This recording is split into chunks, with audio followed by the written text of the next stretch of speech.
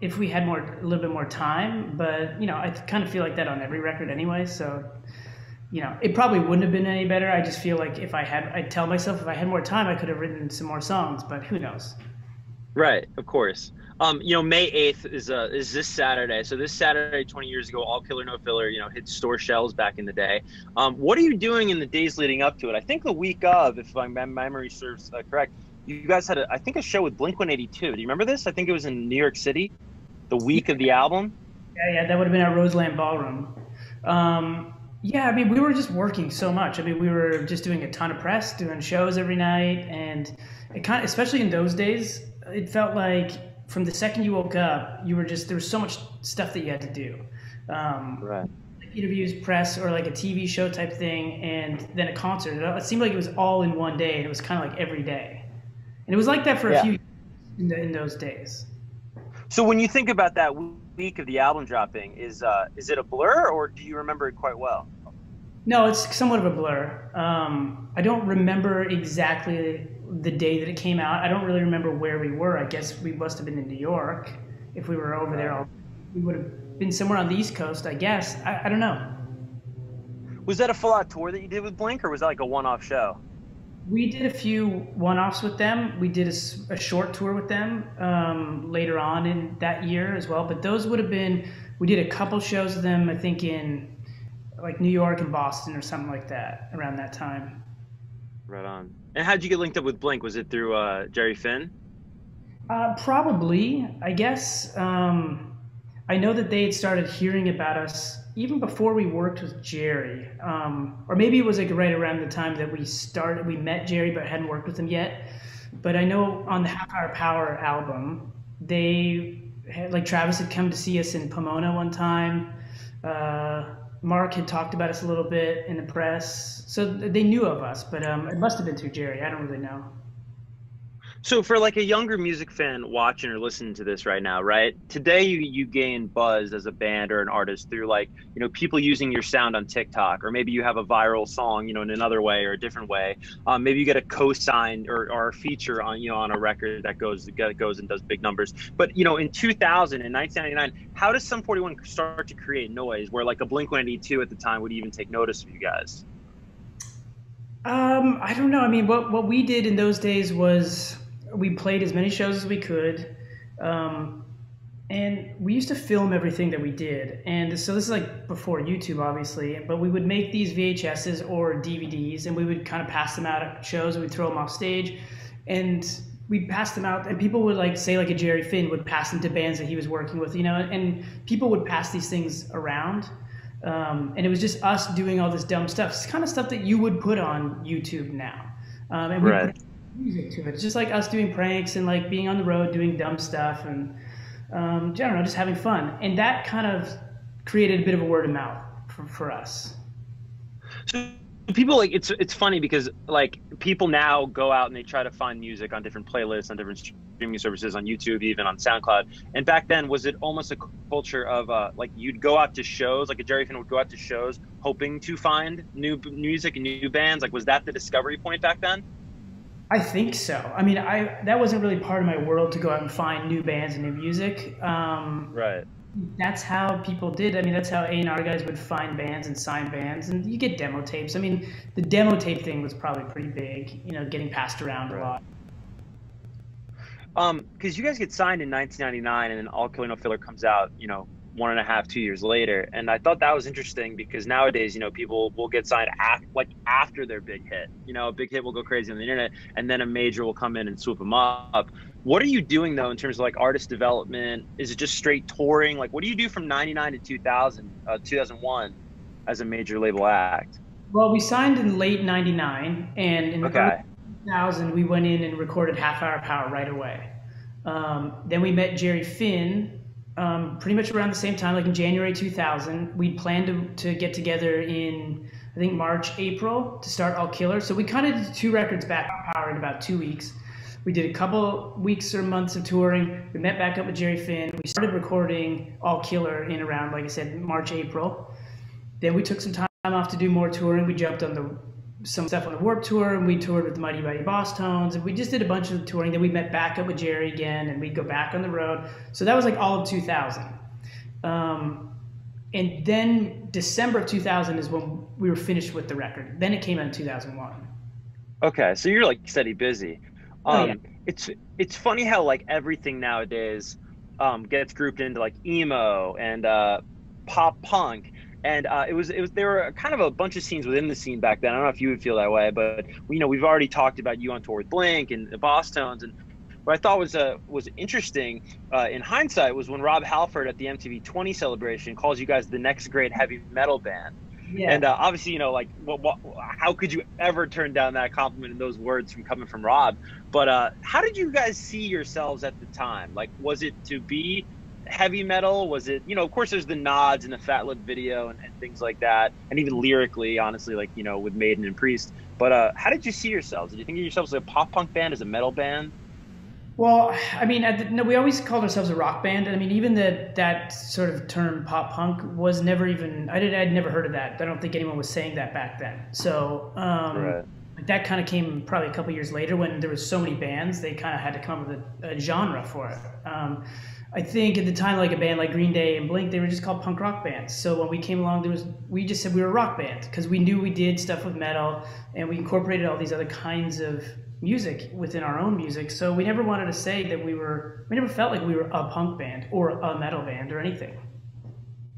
You know what's interesting about your band is you're sort of the first rock band, punk band, what have you, that embraces sort of the pop crossover. Because I think if you guys were like 3 or 5 years older than you are, and you broke, like, let's say 5 years earlier, or half decade earlier, I think there was a general skepticism of pop, and that whole idea of poptimism in the late 90s and embracing pop music. But you guys seem to gravitate towards it. You were immediately on TRL, you embraced TRL, you embraced that medium. I think if you were there, but I did any of the All Killer No Filler singles, they cross over to pop on radio? No, but that was intentional. So, I mean, you're saying like we had this pop sort of thing, which in a way maybe because we were on TRL, it comes across like that. I don't really know, but I mean, we never heard of TRL at the time because we grew up in Canada. We didn't have MTV. Right. So for us, we were just that was just MTV to us. TRL, whatever Right. you want to call it, it's just MTV to us. But in terms of like pop crossover, we actually like fought that, and we wouldn't let our singles be played on pop radio because they were about to cross over, and we were getting that sort of, in those days you could have a career at rock radio and not be a pop, and we chose to just stay away from it. The label, there was real discussions about that. They had said, you could probably sell like 5 million more albums if we cross this over, but you become kind of a pop band. And we were like, well, we want nothing to do with that. So why resist it back then? Because now we live in a world where I'll play a song on K-Rock in LA, and Kiss FM in LA, which is the big pop station, might actually be playing that same song, which is just, to me, like the craziest thing, but also probably speaks to like the dissolution of scenes and sort of genres. But why resist it in 2001, 2002? It was just they were so separate back then. If you liked rock music, you liked rock music. You didn't really cross over. Right. Fans didn't, we didn't, it just, I don't know. It was a totally different time. Like, you could end your career by crossing over to pop too. If you got played on some of those stations, rock radio may just completely stop playing you forever. Yeah, it's crazy how tribalistic music really was. I feel like, like the modern day young music fan could like probably never fathom it. Probably not. I'm still somewhat like that, I mean, probably because I grew up like that. I don't know. It's just like, I like rock music, and I like a lot of kinds of music, but I don't like pop music. I really don't. You guys think, credit's like a silly thing that comes up in some interviews, and I kind of like don't like asking, do you think you get the credit for this? Do you think you get the credit for this? But do you feel like, do you think people gloss over sort of the hip hop element of your group? When you really think about, because rap rock, you sort of inherit this climate of rap rock, of Biscuit and Linkin Park and Korn, et cetera, at the time. And then you guys come along, but the first time we ever see you're rapping in a convenience store, and then you go on for the Making a Difference video, you got DMX, and, it might just be a gag, but that's, a hip hop element. You're working with Nelly's music video director from Country Grammar. there seems to be like a deeply rooted love for hip hop within Sum 41 that I think a lot of people miss out on. I guess so. I mean, see, to us, we don't really think about it because it's just music that we grew up listening to. I mean, when we listened to hip hop, it was sort of in the era when we called it just rap music, and it was Right. like LL Cool J, Run DMC, Beastie Boys, and all that kind of stuff was what we grew up listening to.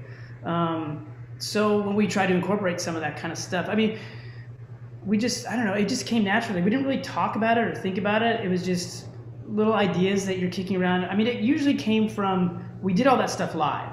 Like we would play Run DMC in our show. So it just naturally was like, I started toying around with it when I was writing, and I was like, oh, well, what if we put that style of thing in our own music and we stop playing a Run DMC song and it's actually our own song now? How did the how did the Ludacris collab come about back in the day? That was sort of like kind of the way they always are. They're just sort of random. You either get a call or somebody says, oh, what would you be interested in this? And they're usually just kind of out of nowhere. I remember we got a call one day and it was just one of those things like, hey, would you be interested? Ludacris is asking if you would do this song with him. And we just said, yeah, that'd be great. Were there any collabs that were talked about but didn't make the light of day?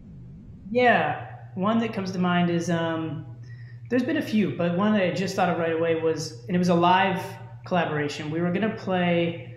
It was I think it was 2002 K-Rock Almost Acoustic Christmas, and we were gonna perform with David Lee Roth. We were gonna have him come out. We were gonna do a song together, and we kept going back and forth. We were trying to pick a song. We wanted to do Hot for Teacher, and he wanted to do something else, and we were like agreeing on something. As it got closer and closer, it just sort of disappeared. We couldn't hear back from him, and we sort of let it go, and it just didn't happen.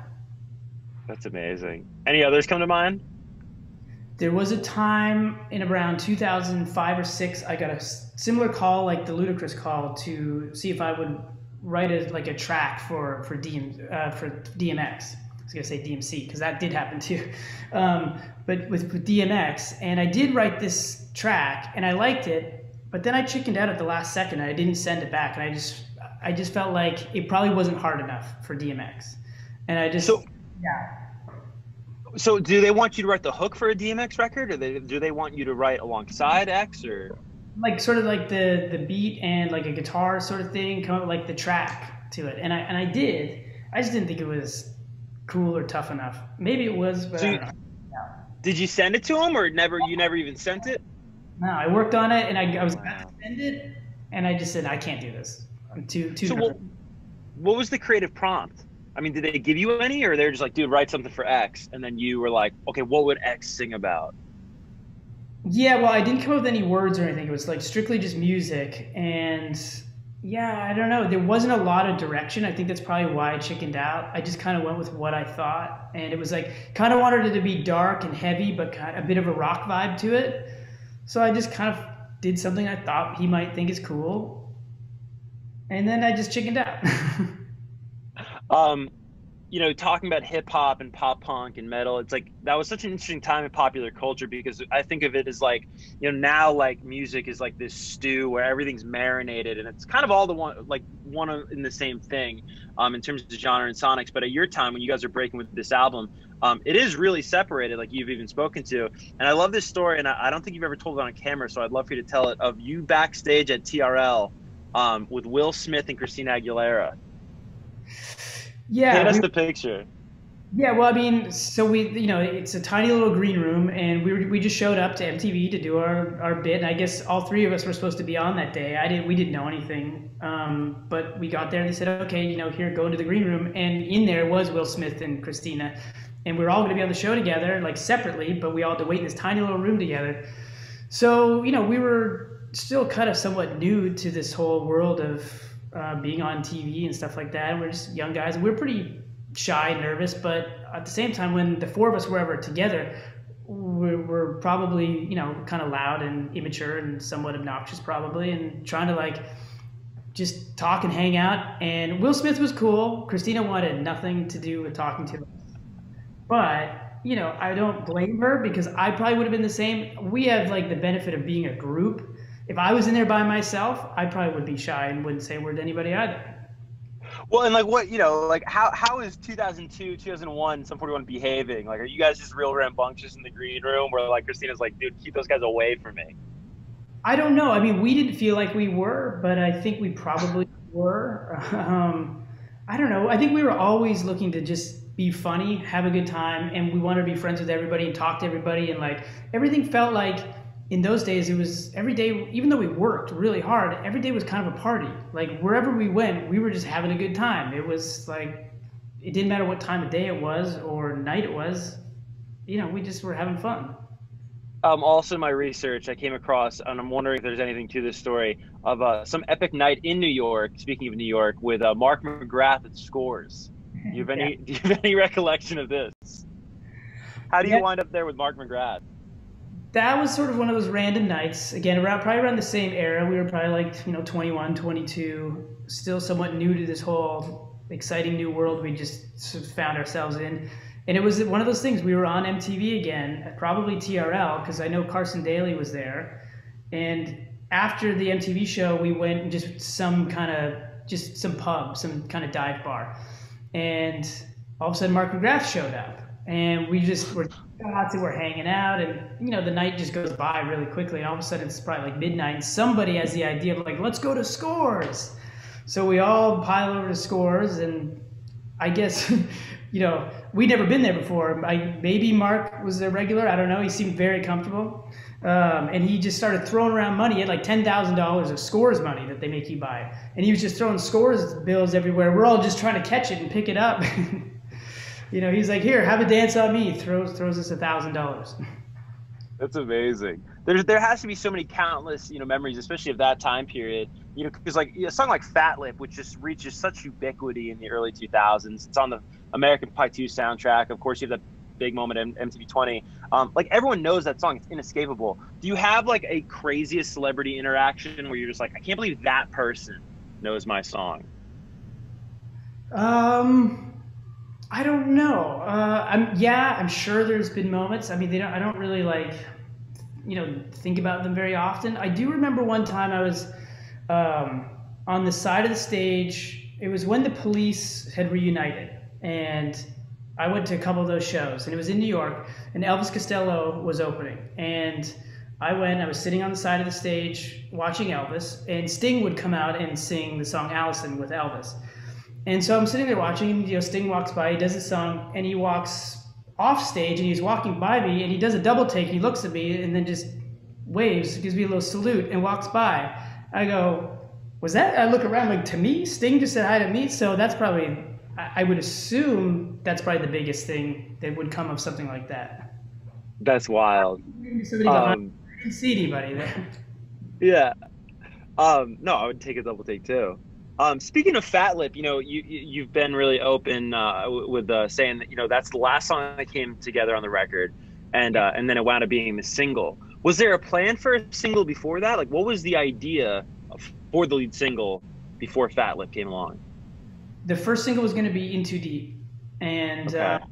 Fat Lip was the last song I had written, and it came together it took a long time to write, but it was very quickly when it came together, because I had so many parts that came really spaced out. Like I had the riff, and then 6 months later I had a verse, and then another few months later I had a chorus, and sometimes I didn't even know I was writing it for that song. I just knew I had a new chorus, and I thought, oh, that'll fit in that song I've been struggling with, and then this and that came, and then by the end of it I had all these separate parts, and then they all just kind of came together at the last second, and I was like, oh my god, the song's done. And I think it's a really good song. So then I played for Jerry Finn, and he said right away at the very end of it, I was a little embarrassed. I was a little nervous because it had this rapping thing in it. I hadn't showed it to the band yet. It was just my own sort of rapping gibberish stuff. And I said to Jerry, what do you think of this song? And he was like, that's your first single right there. I was like, I felt like there was something special about this. So then I showed it to everybody, and everyone felt the same way. And, that was sort of the story of that song. It became the first single at the last second. How does writing a hit like Fat Lip and writing a hit like In Too Deep or Makes No Difference, how does that affect you as a songwriter? Because before you're writing those songs, you don't know what a hit sounds like, you don't know what a hit looks like, you don't know what a hit smells like, for instance. But then afterwards, do you look for things in songs, or do you try to find aspects of those things in future songs? How did it affect you as a writer? It can be somewhat torture after you have a song like that because you don't really know what you did or how you did it, and if you're ever going to do it again. I remember for that first, after Fat Lip came out, my biggest fear was that is that going to be the only one? You know, is In Too Deep going to work? Is anything else going to work? And then In Too Deep came out and it actually worked. I was like, oh, thank God. There's 2 songs now. But then you start getting into like, okay, the album cycle's winding down. And there's talk about a new record. You got to go into the studio and you got to write songs. Then it's that thing of like, oh no, can I do that again? And the same thing happened on the next record, on Does This Look Infected. The whole record was done, and at the last second, I had this idea, and it was still waiting. And the same thing happened. It just kind of came together at the last second very quickly. And when it was finished, we all looked at each other like, that's the first single, for sure. The label thought the same thing, and Hellsong was supposed to be the first single of that record. How serious were you guys about changing your name? Oh, pretty serious. I still think about. Really? You could have. Like yeah. to the to a totally different name or some variation of Sum 41? No, I mean, we tried variations and they just never stuck. It was like we never really could come up with anything that great. But yeah, we tried pretty hard. We really wanted to. I still wish that we could have came up with something. Well, and did the label just lose their minds? I mean, I don't think there's a precedent for that. You have Prince and the artist formerly known as, but they must have just been like, you're coming off this multi-platinum hit. Yeah, well, okay, so there's 2 times that we've talked about that. There was the time that we seriously talked about it and really thought about names was before the first record came out. So like before Half Hour Power, but we'd already signed the record deal and the whole label, everyone, we all agreed that a name change would probably be good. Then when we were coming out with Does Look Affected, we felt like it was totally a different band, and I think we sort of like jokingly but seriously kind of kicked that idea around and got off of it pretty quick because there was no way we could have. But yeah, I don't know. I still to this day we don't like the name. What were like the leading candidates for the new names? I don't remember. I really don't. Really? Or do you just not want to say? No, I don't really remember. They were so meaningless, so they were just it's like those things where you're sitting around, you've got a pile of like 20 different names, and everyone's like, meh. Nah, no. And they're all forgettable. I don't remember them. I just want to hit some quick fan questions before we let you go today. And these can be kind of rapid fire. This comes from Moke's Not Gray. I want to know if the rumor of bonus tracks from the All Killer No Filler era being released is true. I don't know how anyone heard about anything like that. There are some things that I have to go through.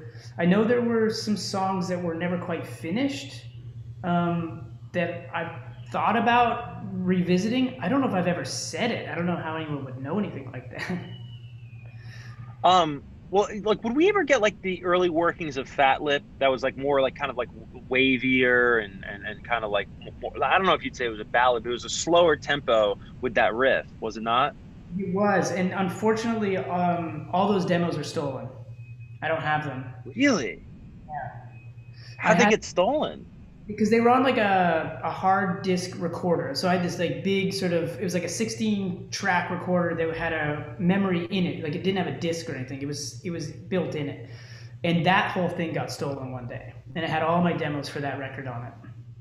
Oh my gosh. Yeah. You know what I wanted to ask you, just occurred to me, is you used to do this crazy thing where you would write songs in the freezing cold in Canada in your car, but you couldn't turn it on because you didn't have to wait. You were living with your parents at the time and they were in bed early. You don't want to wake the parents or waste their gas money. So you'd have your acoustic guitar and a tape recorder in the freezing cold in Canada and try to write songs like that. Did anything from those, let's call them car sessions, wind up on All Killer No Filler, or do we know any of those songs? Every song that you hear was I was working on in the car. Yeah, that's like, crazy. Do you ever just trip out though that like I can only work in the house for a certain amount of time, and if it was past like 8 o'clock, they're in bed, and so I would have nowhere to go except just go sit in the car and try to work on stuff. That's why. But do you trip out like when you think about like ideas or words or melodies that you came up with in the freezing cold in this car were eventually sung by like tens of thousands in arenas around the world? I mean, I don't think about it often, but like when things like this come up and I'm reminded of it, yeah, it's pretty funny to think about. Because I do have like, it feels like just yesterday. The memory is so fresh. The sitting in the back seat of the car, my little tape recorder, acoustic guitar, trying to work on songs. That's incredible, dude. Let me get to a couple more of these. A lot of people asking about Believe, the song Believe. Where is it? They want to know. That was a song. I mean, the thing about that song, it. I started writing it. I'm gonna say around 2008 or nine, and it was something I always sort of revisit for every record. There was a little clip of me singing it one day, like the verse or something. So that's how people know of it. And I just never finished it. I've attempted it on every record, and I do have a version that you could. I've finished it before. I've finished it like three different ways, and then I've always thought, nah, it's just not that good. So it's not like it's like some great hidden song that I'm just keeping and one day it'll come out. It just has never been that great of a song. Maybe one day I'll turn it into something, but it's just a tough one. In terms of new music, David Sum 41 wants to know: is there any new Sum 41 music on the way? Dave in Sum 41 wants to know. It says David Sum 41. Oh, I think from Sum 41 wants to know. Like, he just called me. Uh, he must be getting bored. To do Sum 41. I mean, I'm always working on stuff. I have found it a little bit difficult during the whole pandemic era to find a lot of inspiration to jump into a new record. So although I do have some ideas and some things, I don't have like a new record just waiting to come out once everything opens back up. Right. I'm surprised to hear you say that though, because I know a big project for you in quarantine that's been the sort of cataloging the old footage, which how did that experience impact you or change you? It sort of solidified that I have a pretty good memory, because everything, the way I remember everything, is very very close to watching it back on video, and I haven't seen this stuff forever. It's just all these tapes go back to like 1998, 97, and every year like I was cataloging putting it all in folders and digitizing it all, and I was like, yeah, that's exactly how I remember it. It's not far off, but it was cool. I don't know. I mean, I'm not usually one for looking back at stuff. I was doing it because it needed to be done. I didn't do it because I really want to like go revisit the old days. Right. If I don't do it, it's never going to get done right. So it was the perfect time. Did to it do it. reignite anything in you? Did you find, or I don't know if there is a flame that needs to be fanned or anything, but did you find like did it reconnect you to something like long forgotten? I think what it does is I don't know. I mean, like I said, it just reminded me that like my memory of all those things is pretty fond, and it's pretty accurate. And some things I look back at and I think, wow, that was really good. That was really cool. Some things I look back and I'm like, oh, it's really embarrassing, or that was really bad. Some of the live stuff, seeing us perform, it's just funny how things have evolved and changed, and just. But it's also how some things have gotten better. Some things are just different. Some things like hearing my voice from back then is hard. It's hard to listen to on a record just because of how technically wrong I would sing, and it was just like it hurts myself to hear it, because I remember how much pain I was in singing all the time, because I was singing all from my throat, and just like how much it was just destroying my vocal cords every night. It's always so fascinating, the things that artists are concerned with, and rightfully so, right? Singing properly and technically, and then what fans are concerned with, because there can just be a beloved record, and then you can just spot all the flaws that we would never hear or see. When I listen to, say, like Half Hour Power or All Killer, especially, I hear how hoarse my voice is through the whole thing, because by the time we were able to get a usable take that we kept for the record, I'd sang it like 100 times that day because my voice was so bad. And so my voice was so gone by the time we were actually getting takes that were usable that my voice is really hoarse on a lot of those songs. We have two more questions really quick here. Buff Shaggy 069 wants to know, well, they say, hey, what's up, Deryck? Been a huge fan since '01. Is there a song that you feel was a total masterpiece and still feel the same way about it? And like a song like that didn't get its due, do you mean, or a song that everyone No, I think knows? I think they're just, yeah, I think it could be. I know, I know you have great reverence for Fat Lip, rightfully so. I mean, would you say? I mean, that where do you place that riff? Like all time, like just rock riffs. I mean, that's got. I mean, at least for New Millennium, dude, that's got to be. You'll never say it, but I'll say it. I mean, that's got to be at the top of the list. Oh man, I would never even think about something like that.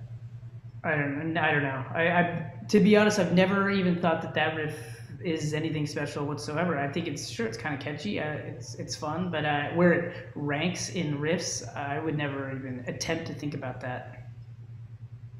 Do you remember where you were when you came up with it? Yeah, I was in my mom's basement, and like I said, it was for a slower song, and it was like it was much slower, and I'd already had this backing thing. It was kind of like this. It was over like a really beautiful kind of like backing track that was really slow and melodic, and then this little riff was just kind of it was very fluid, sort of in the background. It was just kind of adding some texture. It wasn't the main part of the thing. And but I always liked it. I always thought it sounded really beautiful. The way it had these like harmonics to what was behind it, and then I just turned it into something. Probably like I don't know, 6 or 8 months later, I sped it up and turned it into a faster song. Interesting. It's crazy how iconic that is. It just was an idea you had in your mom's basement. Um, we have a fan question here from Nick that just says, "Can we hope for a Sum 41 stream show? How do you feel about like the live stream show?" I haven't really watched any. I don't know if we would really do it. I mean, the one thing for us is that we don't all live in the same country, so Right. for the longest time, this whole past year, like we couldn't even do anything. The guys couldn't come from Canada over here. Like, there's all that stuff. Yeah, It's just there's just no way to do it really. it's tough. And With shows, I'm a fan of it, the idea of it. I'm not to say we'll never do it, but not something that we're like, oh, we got to do this and we got to try to make this happen at all costs and figure it out and like risk the guys coming down here and all that kind of stuff. yeah, totally. It's just it's not really the same thing. I understand why so many artists are doing it. With live events coming back seemingly on the horizon in fall and certainly early next year. Any plans? Have you kicked around any ideas on how to celebrate All Killer No Filler? No, not really. I No. mean, well, here's the thing. I mean, we're not going to be able to do anything this year. Now, does that mean we won't do something next year? I don't know. We haven't really begun talking about everything next year. Like, I mean, there are some ideas, but we're still unsure with everything, so we can't really fully make any plans. Once we know what's happening, then yeah, we've got plans or some ideas that we can turn into plans, but we don't know what that's going to mean yet. Dude, you're gonna have to like combine anniversaries because then by next year you got the Does This Look Infected anniversary coming up because of how prolific you guys were back then. I know it's kind of crazy. I mean, it's weird to me when I think back how quickly Does This Look Infected came out. It surprises me even more that the label and management, everyone pushed us so quickly into a record without giving us any time to like really focus on trying to follow up a record like All Killer that had success. Right. Say, let's make sure this record's good. They gave us a few weeks, and that was it. I always think such an interesting midpoint between those two records, and won't keep you too much longer, is when you worked with Rick Rubin on the Spider-Man song. Yeah. I feel like that's another thing people don't realize about Sum 41 that you worked with Rick. Rick is a guy, of course, like immensely talented, some say genius, but also kind of polarizing. There's some bands that have gone in the studio with Rick, and it just doesn't work. And that it's almost like producing is a lot like dating sometimes, where you just don't have the chemistry. How did you find Rick to be as a producer with you guys? I really liked it. I mean, we only did one song, but the stories that I'd heard from other people why they don't like working with Rick, it was a complete opposite with us. I mean, he was there the entire time. He had ideas. He was very helpful through the process. It was a great experience. The only thing that was bad about that is we never liked that song. We didn't want to do that song. We hated that song. We got really pushed into doing that song, and Rick Rubin being the producer and wanting to do it was really the only reason why we said yes, because they kept pushing us to put out that song. And we said, we hate that song. We don't want to put it out. And then And finally, Rick Rubin likes the song. He wants to produce it. We said, oh, well, okay. Well, if he wants to do it, of course we're not going to pass that up. I mean, you know, no, totally. Was it the label or like the movie studio at the time it was pushing both. you guys? It was both. Yeah, Yeah, and we crazy really man. fought for a while. I think it was a good month. Like, we were getting a call almost every day, like, come on, just do the song. This is going to be a huge push. We're all behind it, blah, blah, blah. I just kept saying, nope, we hate it.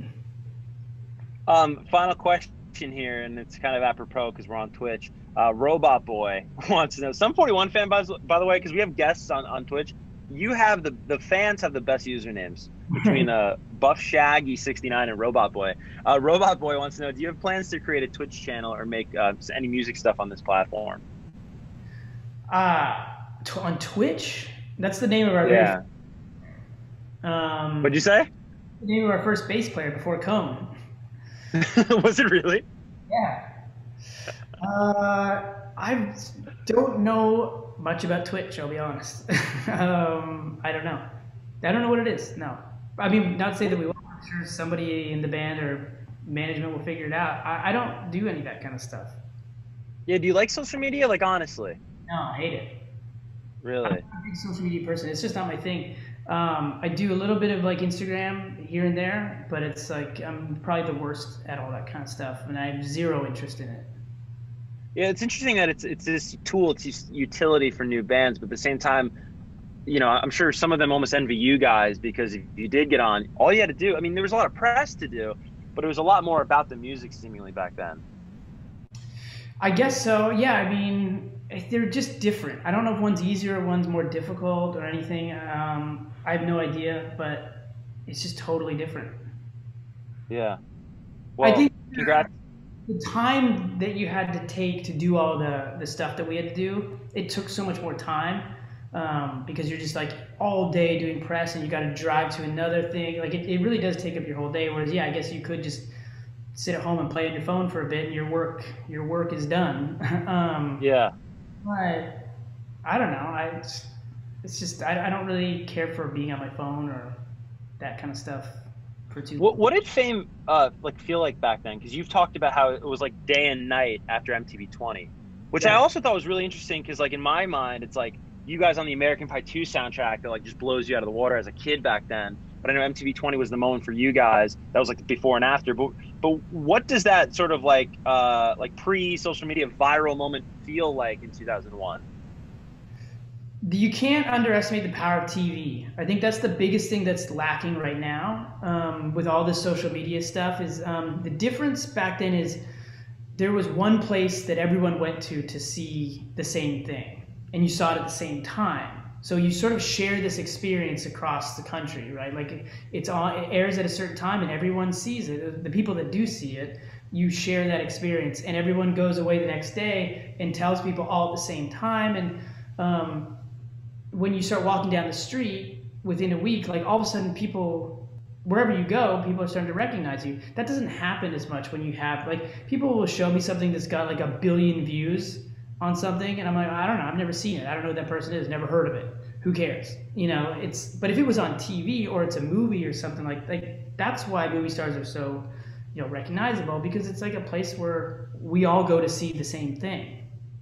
Online and YouTube and all that kind of stuff, you have to go to see it, or somebody will send it to you and stuff like that. It's just different. Yeah, I wonder if ubiquity really, and I have very few memories of back then just because I was younger, but like I wonder if ubiquity exists in the same form, where it's like everyone saw that, which is true. Like if you were probably like 12 to 34 years old, watching MTV 20, like Yeah. they all know Sum 41 now, and they're probably going to go buy the record. Yeah, exactly. It was just like there was the one place that you would go to that everyone went to. Now it's like there's so many different things online that you have to go to specifically for that artist. You have to type in that artist's name to go hear their new music. It doesn't just get presented to you anymore. Totally. It's crazy, man. Well, 20 years has passed and people are still loving the record, which is, I think, a huge testament to how great it is. Even if your technical vocal, wasn't there.